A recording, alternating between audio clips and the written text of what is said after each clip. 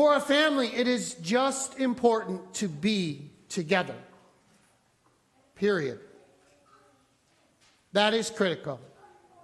It is important to enjoy the love of one another and to be returned to a place or any place of worship to try to celebrate this story of old, to remind ourselves that it still connects with life today. But for a pastor, it is not that way. It is the Super Bowl.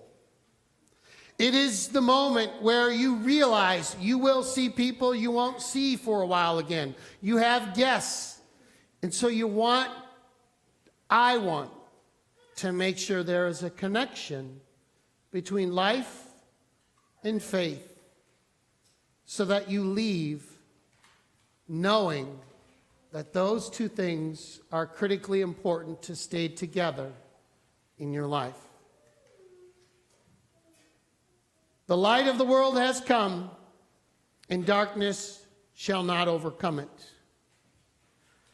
We have heard this story, and we think we know a lot about the story, and yet there are things that we have misinformed about the story. We have ideas in our head. Even the video talks about wise men. Well, we know wise men weren't part of the story until 2 years after the birth of Jesus. They weren't part of the story. So there are oftentimes things we think we know and things we don't know. And I always hope to have a decent sermon illustration to carry the message. And I got nothing today until about 25 minutes prior to the worship service when I can't find any finger lights. I know where they were last week, and I knew where they were Monday, Tuesday, Wednesday, and Thursday of this week. I do not know what happened to the light after Thursday. They got moved. They got placed amongst the mess, the rubble, the office. They weren't where I left them. They weren't where I knew they were last time. And I thought, isn't that just the way faith is? At one point, we thought we knew and understood it. At one point, it was shining. We could put our hands on it. We could touch it. It seemed as if we could almost turn it on and off at command. Things were well. And then something happened. Something happened, and it got misplaced. The battery's out. It got stepped on. Who knows? But I think we all experience the idea that what we once thought we knew or understood or knew about or how to operate changes over life. Darkness has a little bit of a way of creeping in and around us through the circumstances of everyday life. The gift of Christ coming into the world is the assurance that light cannot be overcome, but that doesn't mean that we don't lose track of it for some time. For starters, we seem to all be going places where we don't necessarily want to go sometimes. We seem to all have to do things and follow instructions and rules, sometimes happily for the good order of society, and sometimes we don't like it. That's what Mary and Joseph were doing. Mary and Joseph were simply following a government dictate. The government said it's time to take a census, so go to your hometown. They weren't traveling by choice. They weren't traveling because they wanted to see their hometown. They were forced by the government to go participate in a census. This has everything to do with power, control, money, and authority. And so the story begins in the middle of the world. Government, people, populism, society. That's where the story begins. And even though Mary and Joseph are not participating in this, by choice. Prophecy is fulfilled by chance or not. You see, because Jesus had to be born in Bethlehem, according to prophecy. So, what some people might say is just a census, the government control, following rules. God ends up using it to fulfill prophecy as they relocate from Nazareth to Bethlehem to fulfill the prophecy of Isaiah. But we don't really think of the story in that way. We don't think that they're just following the government rules. That's all they were doing. As they arrive, there's no place for them to stay. Why is that? It's because there's a census going on and everybody is loading into town. Listen, I love to travel. When we get a chance to travel, I like to do it as cheap as possible. And so, last time when we went to New York to pick up our daughter, who was finishing up at a summer internship, I just say, we'll get in the car and we'll drive, and about halfway there, we'll pull over, little city, negotiate a hotel deal, and bam! Just so happens, the city we picked out was having the county fair. And apparently, it's a big deal in New York when the county fair is in session.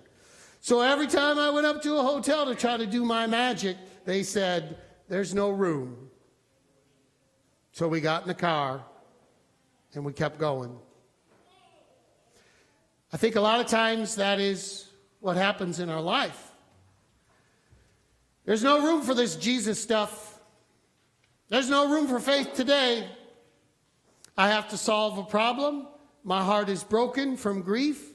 There's no room for this Jesus today. I am arguing with siblings. I am worried about my mother and father. There is no room for this Jesus today. I still need a job.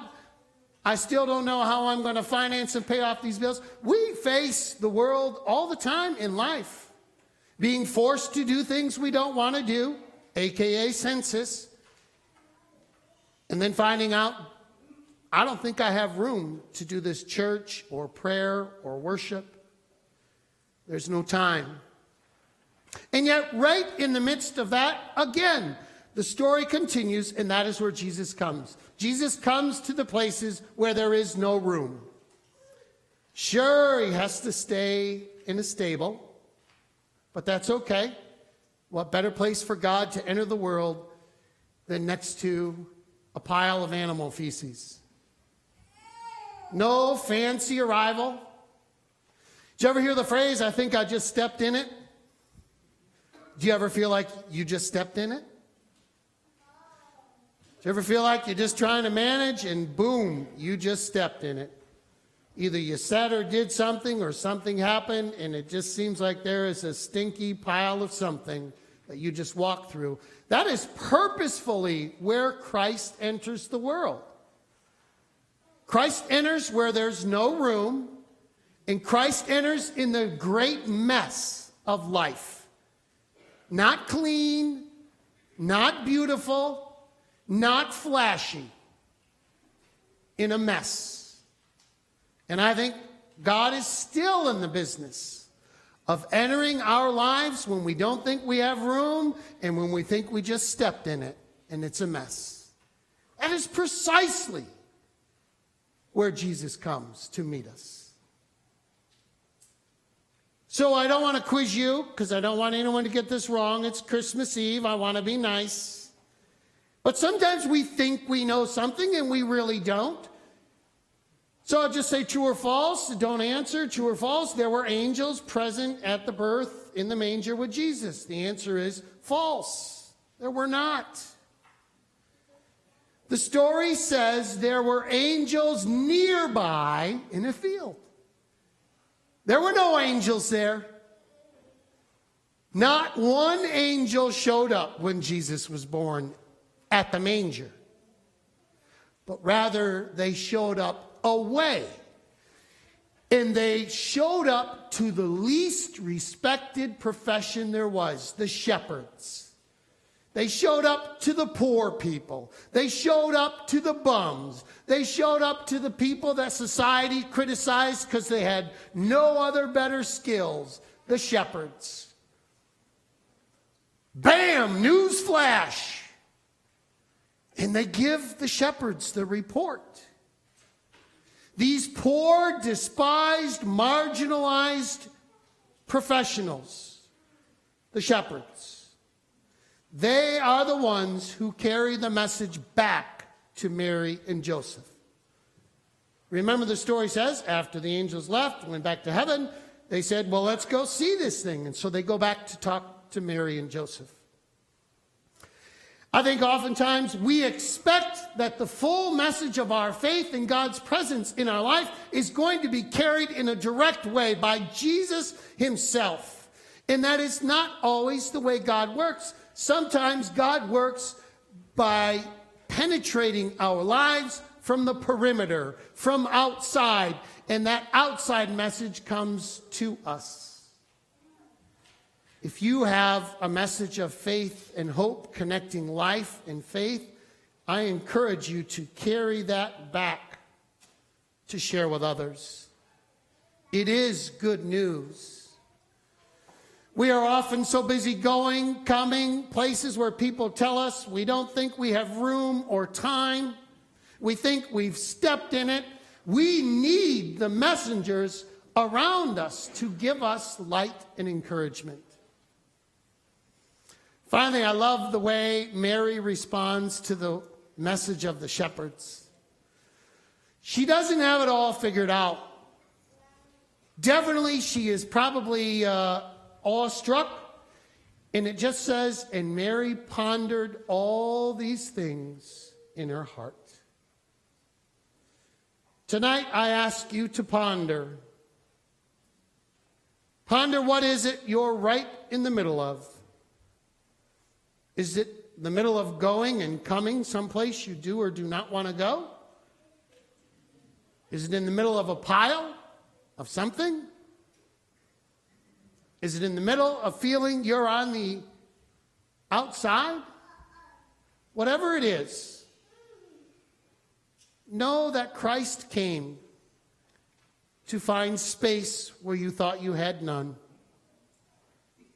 to find light where you didn't know you had it, to find hope and encouragement and truth and love. And it doesn't matter who you are. And it doesn't matter what you've done. The message of Jesus is that God entered the world in the most humble, unpredictable way to find space. So I find the lights, obviously. And I do want to apologize to you. You will have to experience these lights probably shining in your eyes. You guys might be okay in the front row. You'll see them lit up and shining. You'll probably see them lit up during silent night, a little bit. So I weighed the risk of that, and I thought, well, that's okay. They can deal with it. They're not lasers. So there they were in the office. They just got moved. And I think that is oftentimes what happens with our faith. It just gets moved a little bit. That doesn't mean it's not there. It means we might have to ask someone for help. But I believe the message of this night is, believe it or not, the light you need may be right at your fingertips. It's right there within reach. It's a gift. It's been given to you. You might need a little help finding it or turning it on, but I promise you it's there. That was the gift of Christmas. The light of the world came into our lives where we're being told where to come and go, what to do, where we think we have no space. That's where Jesus comes. I pray that that light shines for you this night, and you in fact believe the light has come into the darkness, and darkness shall not overcome it. Amen. I invite you to join as we sing our sermon hymn.